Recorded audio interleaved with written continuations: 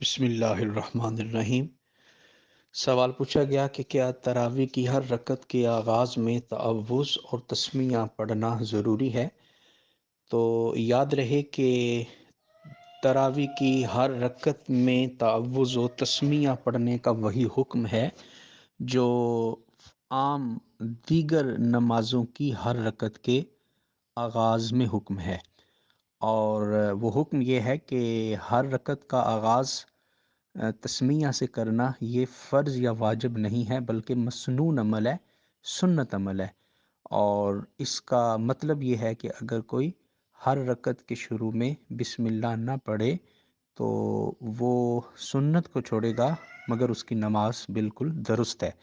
اسی طرح تراویح میں آغاز تعوذ و تسمیہ سے کرنا یہ بھی مسنون ہے، کوئی فرض یا واجب نہیں ہے۔ واللہ عالم بالصواب۔